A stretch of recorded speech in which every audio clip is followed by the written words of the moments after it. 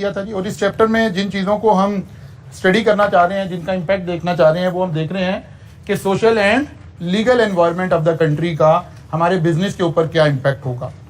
हमने सबसे पहले देखा था, हमने कहा कि जो बिजनेस है वो क्योंकि सोसाइटी के अंदर काम कर रहा है, तो इसका मतलब है सोसाइटी में जो कुछ हो रहा है, जो बिजनेस के नॉर्म्स चल रहे हैं, जो सारा कुछ हो रहा है, उसके साथ अलाइन होना पड़ेगा।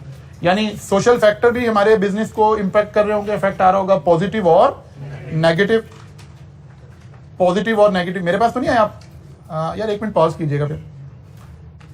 तो हम ये कह रहे हैं कि सोशल फैक्टर जो है वो हमारे बिजनेस को इम्पैक्ट कर रहे होंगे। सोशल फैक्टर कैसे इम्पैक्ट कर रहे होंगे? ये हमारे लाइफस्टाइल को चेंज कर रहे होंगे, और अगर लाइफस्टाइल में कोई चेंज आ रही है तो ऑब्वियसली हमारा बिजनेस भी उससे इफेक्ट हो रहा है। पॉजिटिवली भी इफेक्ट हो सकता है और नेगेटिवली भी इफेक्ट हो सकता है। फिर हमने कहा कोई कल्चरल फैक्टर है, वो भी हमारे बिजनेस को अफेक्ट कर रहे होंगे, पॉजिटिवली भी कर सकते हैं और नेगेटिवली भी कर सकते हैं। फिर हमने कहा डेमोग्राफिक्स जो हैं वो भी, डेमोग्राफिक हमने कैसे सोचा, ये क्या चीजें हैं, पॉपुलेशन से रिलेटेड जितनी बातें हैं वो डेमोग्राफिक कहलाएंगी। मसलन साइज ऑफ द पॉपुलेशन हो गया, डेंसिटी आ गया, एज स्ट्रक्चर आ गया, बर्थ रेट आ गया, डेथ रेट आ गया, ये सारे के सारे, या मेल फीमेल की रेशो आ गई, या यंग एंड ओल्ड की रेशो आ गई, किड्स की रेशो आ गई, ये सारी चीजों को, पॉपुलेशन को इस तरह से स्टडी करने का नाम क्या है? डेमोग्राफिक। फिर हमने कहा जी एटीट्यूड्स एंड लाइफस्टाइल, इसका मीनिंग क्या था और इसका इम्पैक्ट क्या आएगा, क्या फैक्टर इफेक्ट होंगे, कौन से पॉजिटिव फैक्टर आ रहे होंगे और कौन से नेगेटिव आ रहे होंगे। हमने कहा इसके अंदर लाइफस्टाइल का इम्पैक्ट क्रिएट होगा कहां से? एजुकेशन से।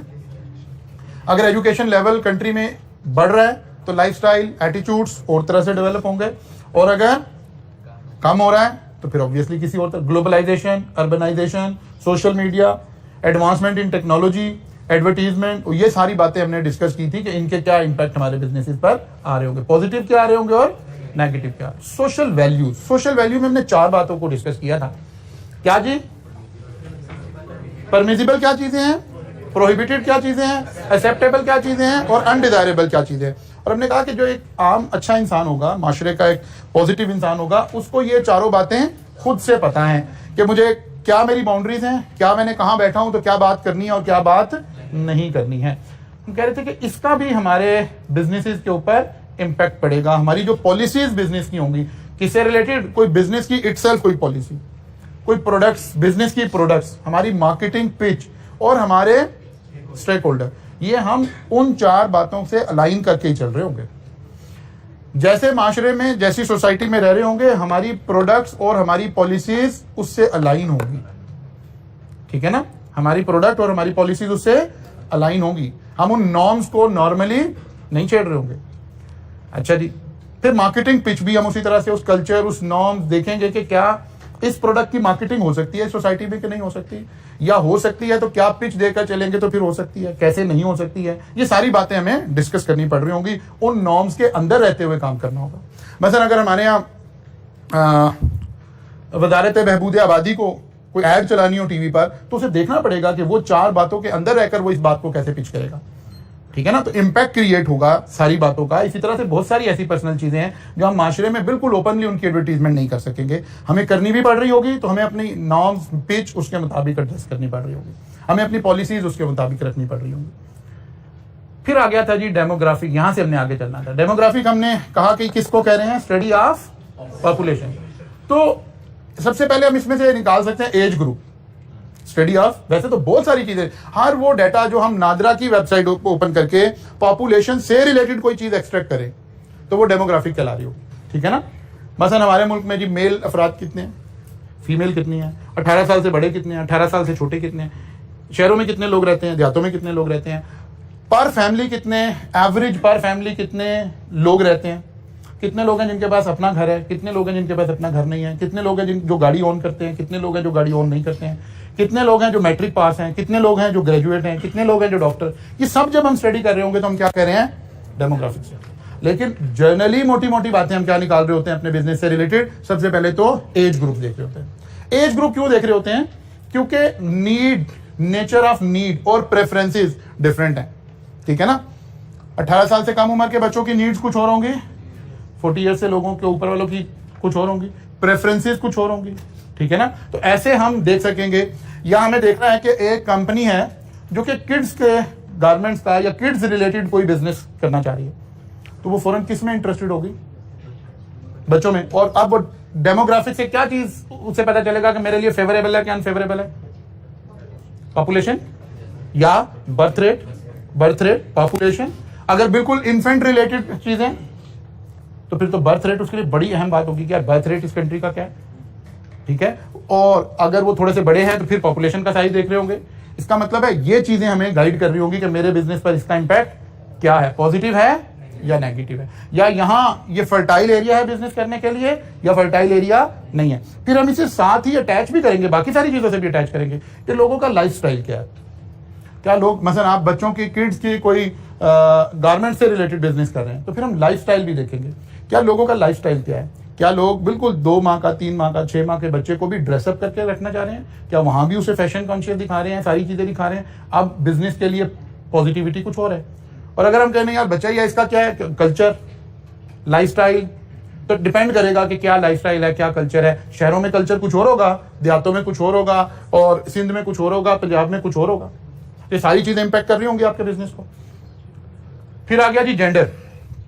डेमोग्राफिक्स के अंदर जेंडर से हम बहुत सारे एनालिसिस कर सकते हैं विद रिस्पेक्ट टू बिजनेस, क्योंकि बहुत सारी बिजनेस की प्रोडक्ट्स ऐसी हैं जहां जो मेन कस्टमर है वो कोई एक स्पेसिफिक जेंडर है। जनरली दोनों लोग हैं कस्टमर, लेकिन डोमिनेट कोई एक जेंडर कर रहा है। तो फिर हमें देखना पड़ेगा हमने एडवर्टीजमेंट करते हुए जो डोमिनेट जेंडर कर रहा है उसको टारगेट करने की कोशिश करनी है। हमने अपनी मार्केटिंग पिच ऐसे रखनी है जो उस जेंडर को समझ आती हो। मसलन product development, marketing strategies, hiring policies and selection of business location are significantly impacted by the gender. مثلا आप कोई ऐसी प्रोडक्ट लॉन्च कर रहे हैं जहां आपको पता है कि जो डोमिनेट जेंडर करेगा वो फीमेल्स होंगी, तो फिर ये प्रोडक्ट्स कहीं शहर में मेन जगहों पर मेन मॉल्स के अंदर मिलनी चाहिए, ठीक है ना।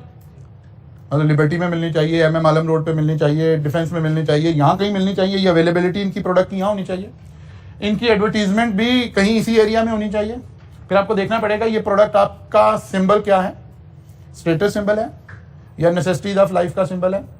अगर स्टेटस सिंबल है तो फिर इसकी मार्केटिंग स्ट्रेटजीज भी ऐसी होनी चाहिए जो इसके स्टेटस को, इसके इमेज को इंक्रीज कर रही हो।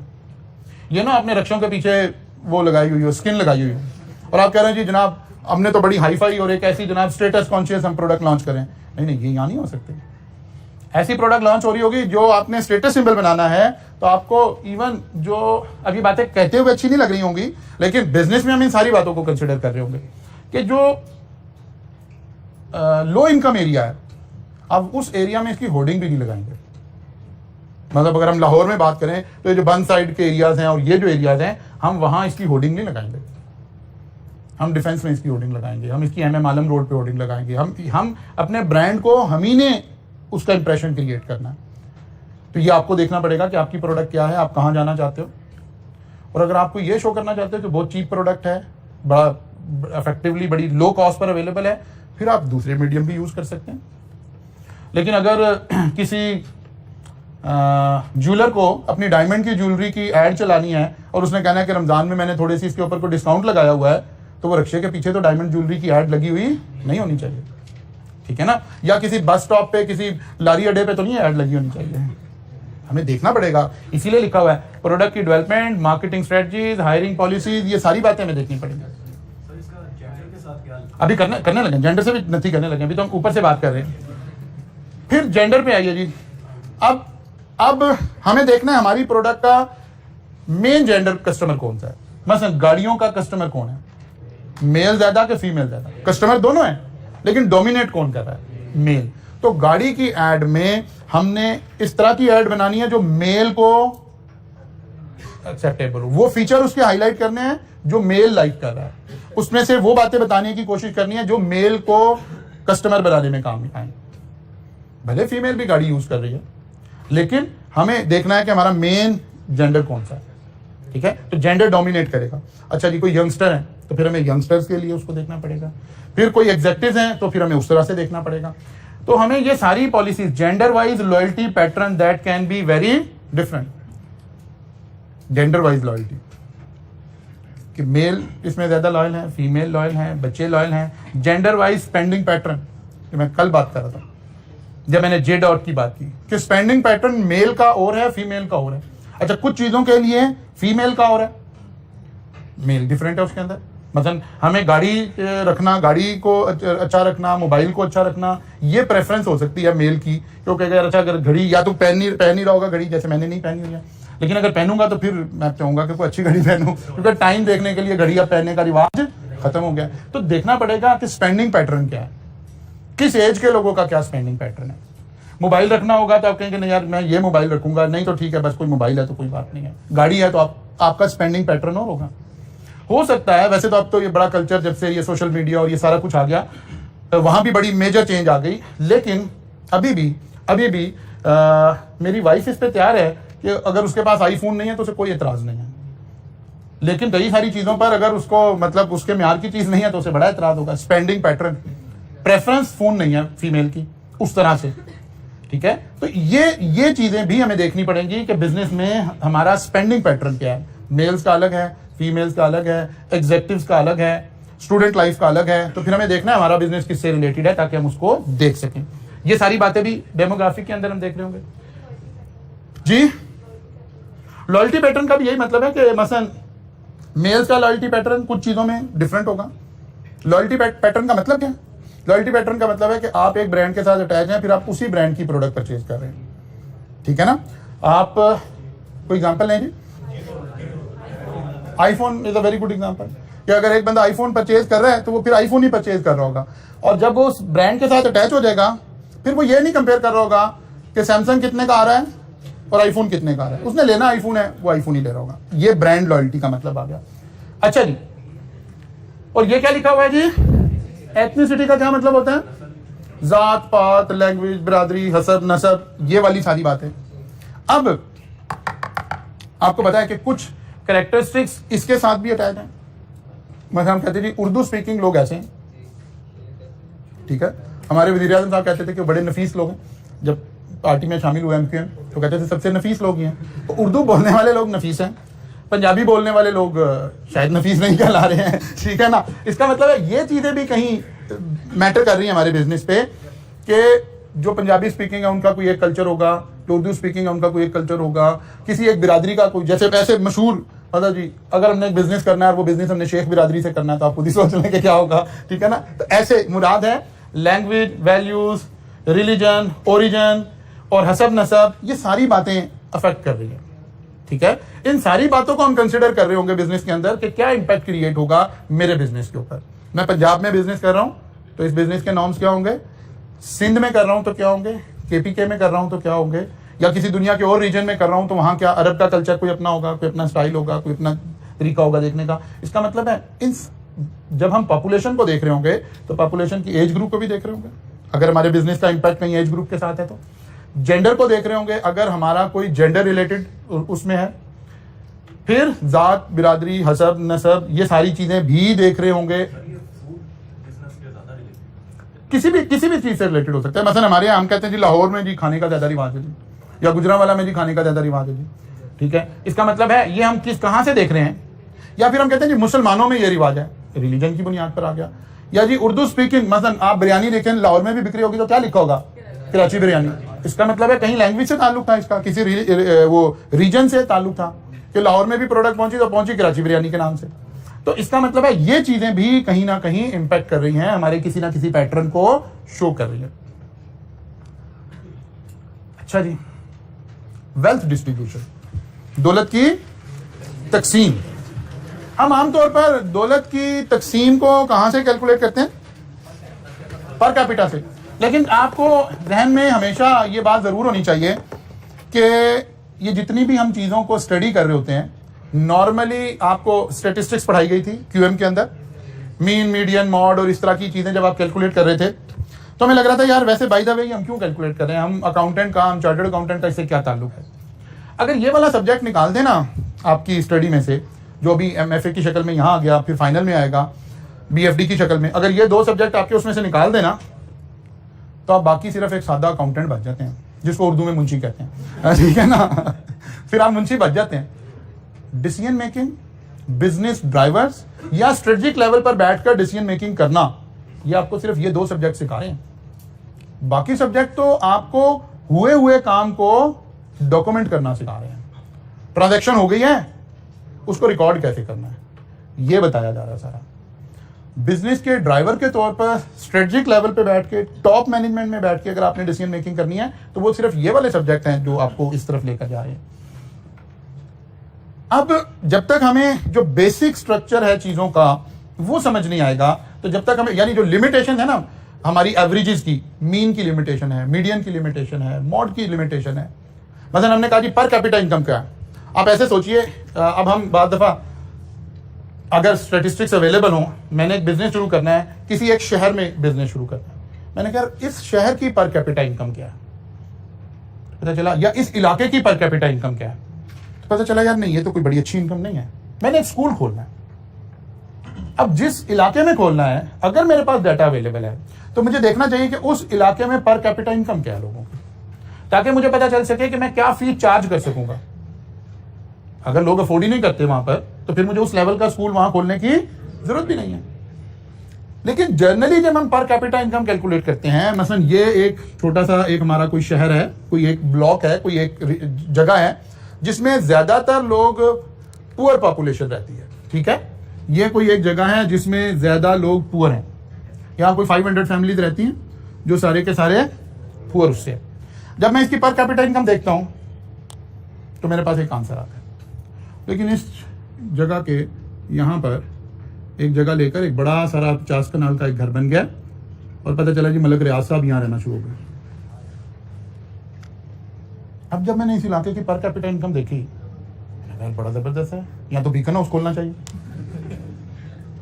बात समझ आ रही? हमें देखना है हमारा डाटा रिलायबल कितना है।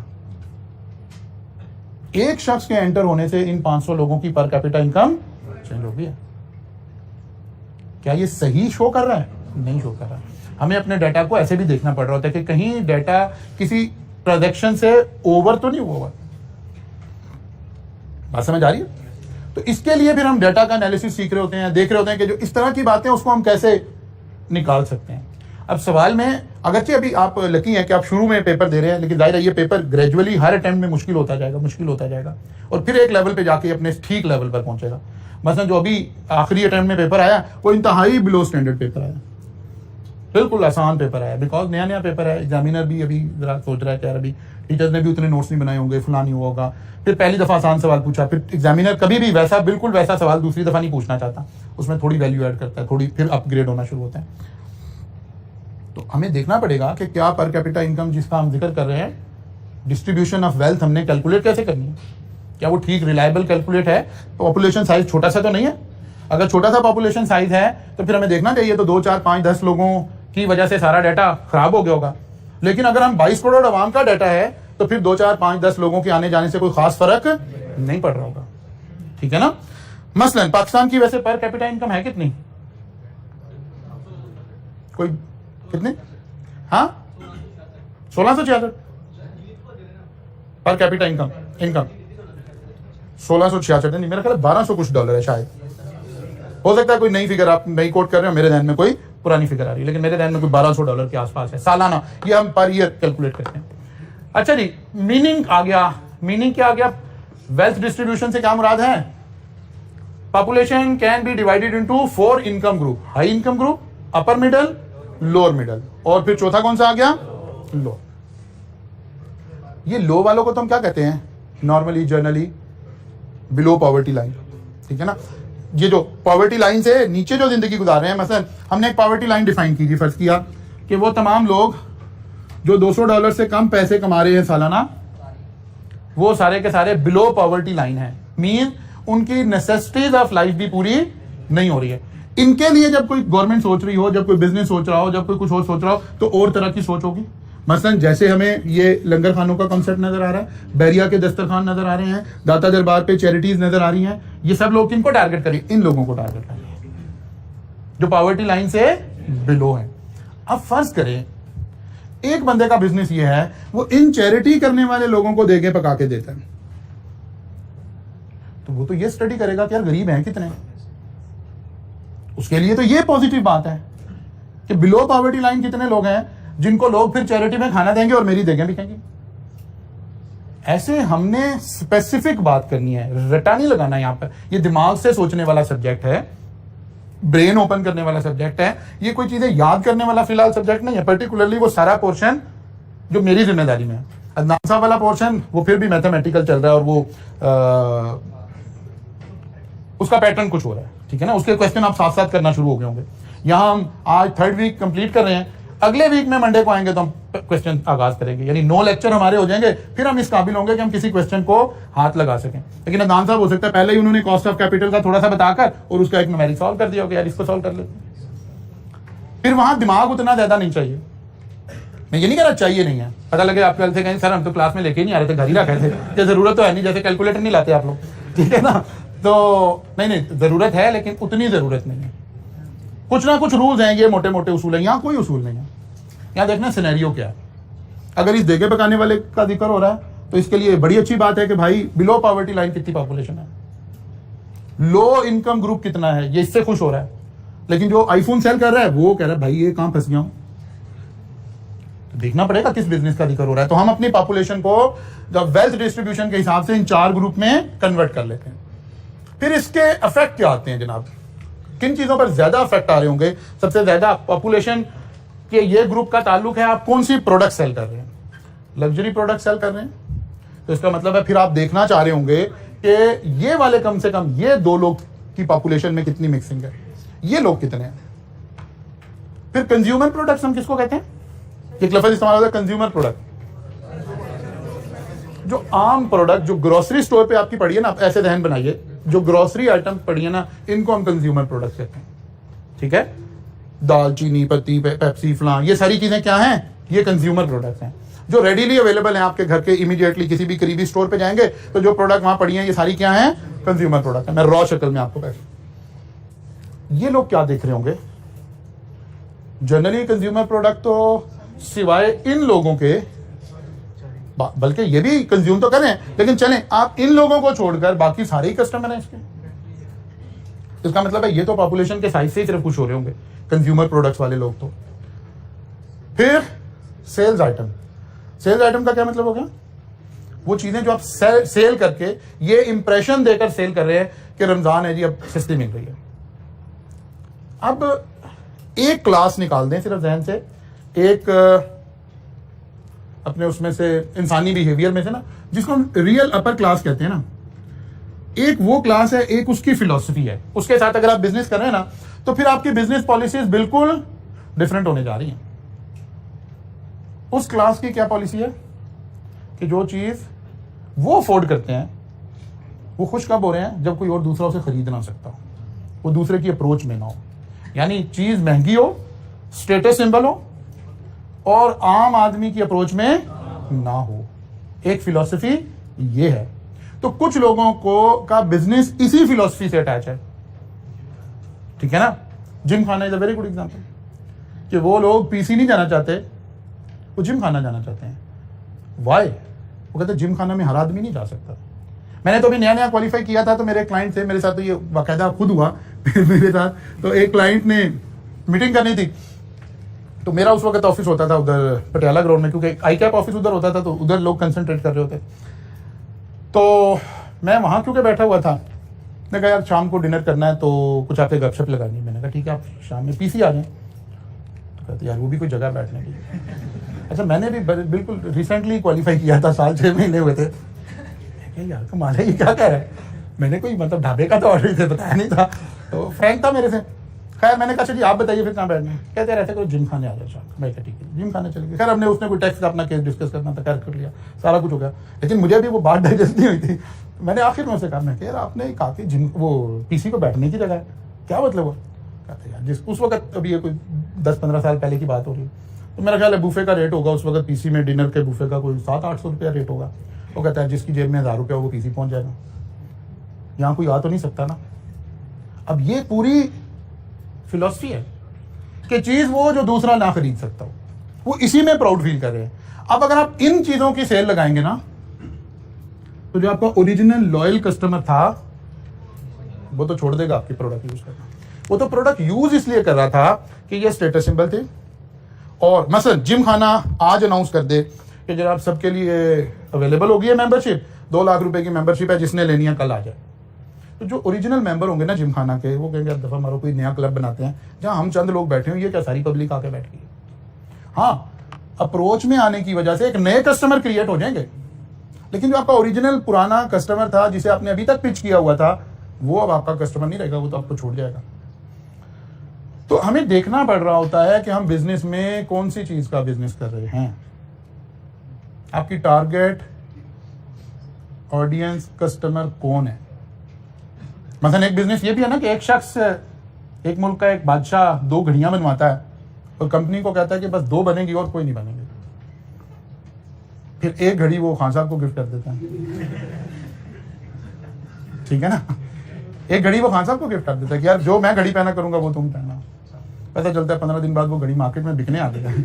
अब क्योंकि वो इतनी यूनिक है कि वो कंपनी फौरन उस बादशाह को फोन करती है कि भाई वो घड़ी मार्केट में आ गई है। अच्छा यार कोई बात नहीं ठीक है ना। तो डिपेंड करेगा ना आप कौन सा बिजनेस कर रहे हैं, किस तरह का बिजनेस करें। इसी तरह आपने देखा होगा कई चीजों के साथ लिखा होता है लिमिटेड एडिशन। क्या मतलब है इस बात का कि ये हमने बल्क में नहीं बनाई, चंद लोगों के लिए बनाई है। बहुत सारी कंपनीज ऐसी प्रोडक्ट बनाती हैं जिसके ऊपर वो एक लिमिटेड एडिशन बना देती हैं और फिर उसको मार्केट ही ऐसे करते हैं कि जी बस ये 100 हमने आइटम बनाई है, बस पूरी दुनिया में 100 बिकेगी। अब ये वाले 100 कस्टमर ये और क्लास है, और अगर बाद में कंपनी कहे 100 नहीं 1000 भी कहेंगे तो कहेंगे यार ये क्या बात है, ये तो इन्होंने मासा जाती की। अब ये वाला बिजनेस भी है। अब देखना है हम कौन सी प्रोडक्ट, लग्जरी आइटम का बिजनेस कर रहे हैं, कंज्यूमर प्रोडक्ट का बिजनेस कर रहे हैं, या सेल आइटम का बिजनेस कर रहे हैं। फिर इसके पॉजिटिव नेगेटिव डेफिनेटली बिजनेस के ऊपर देख रहे हैं। एजुकेशन से मुराद हमारी क्या है? The quality and quantum of educated population in a society directly impact the organisational and operational strategies of business. वो कहता है कोई बिजनेस इस बात को भी देख के चल रहा होगा कि जो जिस पॉपुलेशन में मैंने जाके काम करना है वहां पढ़े लिखे लोग कितने हैं, ठीक है ना।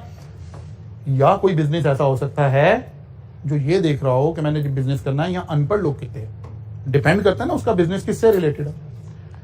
अच्छा जी, फैक्टर्स क्या हैं जी, और हमने उनको देखना कैसे है। सबसे पहले तो बिजनेस को एक चीज देखने को मिलेगी, अगर लोग पढ़े लिखे हैं, और फिर देखेगा वो तालीम कैसी है, किस तरह के लोग हैं, तो अंदाजा होगा कि यार अच्छा मैंने ये वाला बिजनेस करना है, मुझे इसके लिए सारे पढ़े लिखे लोग चाहिए। लेकिन पता चले जिस मुल्क में मैं बिजनेस शुरू करने जा रहा हूँ वहां तो पॉपुलेशन पढ़ी लिखी नहीं है, तो सबसे पहले मुझे प्रॉब्लम आएगी कि मुझे एचआर कहाँ से मिलेगा, मुझे ह्यूमन रिसोर्स कहाँ से मिलेगा। अगर पॉपुलेशन पढ़ी लिखी होगी, ग्रूम्ड होगी, और पता हो कि यार यहाँ की यूनिवर्सिटी से जो बच्चे निकल कर आ रहे होंगे वो खाली किताबें नहीं पढ़ के आ रहे होंगे, बल्कि उनका दिमाग भी थोड़ा बहुत काम करता होगा, चलता होगा, तो फिर सबसे पहला कॉन्फिडेंस मुझे आएगा कि अच्छा मुझे अच्छा एचआर तो मिल जाएगा। बात समझ आ रही? मुझे रीजनेबल ह्यूमन रिसोर्स मिल जाएगा जिससे मैं काम करवा सकूंगा। तो सबसे पहले तो मुझे खुद अपने लिए देखना पड़ेगा कि मेरे बिजनेस में मुझे लोग मिल जाएंगे कि नहीं मिल जाएंगे। पहला इंपैक्ट तो ये आएगा। Good supply of educated and skilled workforce help the companies to acquire talent at competitive price. और अगर नहीं मिल रहे होंगे ज्यादा, मतलब पाकिस्तान में किसी ने बिजनेस करना है और उसने एक ऐसी कंपनी ओपन करनी है जहां पर उसे 200 लोगों की 200 चार्टर्ड अकाउंटेंट की जरूरत है, तो वो सोचेगा कि नहीं यार ये तो 200 चार्टर्ड अकाउंटेंट तो यहाँ एकदम से नहीं मुझे मिलेगी, क्योंकि चार्टर्ड अकाउंटेंट इतनी ज्यादा सप्लाई में नहीं है। तो जब मैं 200 लोग एकदम से एक्वायर करूंगा तो कॉस्ट भी ऊपर चली जाएगी। आप समझ आ रही? लेकिन वो बंदा कहता है कि नहीं यार मैं पाकिस्तान में नहीं इंडिया में कारोबार करने लगा हूँ, इंडिया में चार्टर्ड अकाउंटेंट बिल्कुल सरेआम मिल रहा है, कोई प्रॉब्लम नहीं है, ठीक है ना, तो वो वहां मिल जाएगा। अच्छा वो कहता है नहीं यार मुझे चार्टर्ड अकाउंटेंट नहीं, मुझे ACCA लोग चाहिए, वो कहेगा 200 क्या 2000 मिल जाएंगे, कोई प्रॉब्लम नहीं है। बात समझ आ रही है? या MBA चाहिए, तो देखना है कि मुझे कौन से बिजनेस में लोग चाहिए। अगर रेडिली अवेलेबल हैं तो फिर मुझे अच्छी प्राइस पर, लो प्राइस पर ये ह्यूमन रिसोर्स मिल जाएगा। लेकिन अगर ये रिसोर्स उस कंट्री के अंदर इतना ज्यादा अवेलेबल नहीं है तो फिर कॉस्ट भी थोड़ी ज्यादा होगी, ढूंढना भी मुश्किल होगा। फिर वो वही बात कह रहा है पुराने वाली, advertising and communication according to the literacy. अब मुल्क में तालीम का म्यार कैसे है, उसके मुताबिक मैं एडवर्टीजमेंट करनी शुरू करूंगा अपनी प्रोडक्ट्स की, अपने बिजनेस की, ठीक है। क्योंकि जैसा लिटरेसी रेट होगा वैसा ही मैं कल्चर, वैसी ही एड, वैसा ही सारा कुछ लेकर चल रहा हूँ। Education also impact the lifestyle and preferences of the society. Preferences of the society का क्या मतलब है? बहुत लोग पढ़े लिखे हैं, उनकी तरजीहात में क्या होगा, अपने बच्चों को पढ़ाना, इसका मतलब है इस मुल्क में अगर एजुकेशन से रिलेटेड काम किया जाए तो ये उनकी ज्यादा तरजीहात में से बात होगी। खुद पढ़े लिखे लोग होंगे, अपने बच्चों को भी पढ़ाने की कोशिश कर रहे होंगे। लेकिन अगर कोई ऐसे इलाके में आप बिजनेस कर रहे हैं जहां लोग पढ़े लिखे नहीं है और ये शऊर भी अभी नहीं है कि सबको पढ़ना चाहिए, पढ़कर आप आगे आएंगे, तो फिर वहां जाकर आप एजुकेशन का बिजनेस शुरू कर रहे होंगे तो ये उसके लिए कोई बड़ी पॉजिटिव बात नहीं हो रही। अच्छा जी, लॉ एंड ऑर्डर, वो कह रहा है कि लॉ एंड ऑर्डर भी इंपैक्ट करेगा। लॉ एंड ऑर्डर का क्या मतलब है? Law and order situation in या तो स्पेसिफिक वेसिनिटी यानी उस इलाके की बात हो रही होगी, यानी समटाइम हम माइक्रो इंपैक्ट देख रहे होंगे, या सिटी की जिक्र हो रहा होगा, या पूरी कंट्री का जिक्र हो रहा होगा। ठीक है ना? मसलन law and order situation in DHA, अब हम किसका जिक्र कर रहे हैं? स्पेसिफिक वेसिनिटी का जिक्र हो रहा है। Law and order in Lahore, law and order in Pakistan, ये इनमें फर्क है ना तीनों बातों में, ये बात हो रही है। मसलन आपने एक ज्वेलरी की शॉप ओपन करनी है और अब जाहिर है आपके पास वैल्यूएबल चीजें होंगी, आप सबसे पहले देखोगे कंट्री को छोड़े, पाकिस्तान में लॉ एंड ऑर्डर क्या है इसको छोड़े, लाहौर में क्या है इसको छोड़े, आप देखेंगे जहां मैंने दुकान खोलनी है वहां लॉ एंड ऑर्डर क्या है। बाद दफा एक ही सोसाइटी के डिफरेंट ब्लॉक्स में लॉ एंड ऑर्डर सिचुएशन फर्क हो जाती है। सोसाइटी का ऐसा ब्लॉक जो कि बाउंड्री के साथ रह रहा है और बाउंड्री से पीछे कोई एक ऐसी आबादी है, कोई ऐसा इलाका है कि जो लोग यहां से चोरियां करके फौरन इधर जाते हैं और छुप जाते हैं, तो इधर जो इमीडिएट 2-4 गलियां हैं इनमें लॉ एंड ऑर्डर की सिचुएशन कुछ और है और बाकी सोसाइटी में लॉ एंड ऑर्डर की सिचुएशन कुछ और है। तो लॉ एंड ऑर्डर बाद दफा हम स्पेसिफिक वेसिनिटी में देख रहे होते हैं, बाद दफा सिटी में देख रहे होते हैं और बाद दफा पूरी कंट्री में देख रहे होते हैं। लॉ एंड ऑर्डर से हमारे क्या चीजें अफेक्ट होंगी? वो कहते हैं नंबर 1 स्टाफ एंड कस्टमर। मतलब अगर लॉ एंड ऑर्डर अच्छा नहीं है तो क्या होगा? लोग आपको एज ए स्टाफ ज्वाइन करते हुए भी कहेंगे भाई ये रात को यहाँ से 11 बजे फारिग करते हैं, यहाँ कोई हाल है 11 बजे यहाँ से घर जाने का, इस पे फर्क आएगा। आप अपनी शॉप को बड़ी लेट नाइट तक नहीं ओपन कर सकते क्योंकि कस्टमर आता हुआ डरेगा अगर आपके इलाके का लॉ एंड ऑर्डर अच्छा नहीं है तो फौरन से इस पे इम्पैक्ट आएगा आपकी। फिर लॉ एंड ऑर्डर अच्छा नहीं है तो आपका ज्यादा ध्यान जाएगा किसकी तरफ? इंश्योरेंस की तरफ, सिक्योरिटी कॉस्ट की तरफ। आपको गार्ड्स रखने पड़ रहे हैं, आपको कोई और काम करना पड़ रहा है, इससे आपकी cost of doing business increase हो रही है। या तो आप इंश्योरेंस करवा रहे हैं, साथ कोई गार्ड भी रख रहे हैं, साथ कोई और सिक्योरिटी का इंतजाम भी कर रहे हैं, इससे ऑब्वियसली आपकी कॉस्ट ऑफ बिजनेस इंक्रीज हो रही है।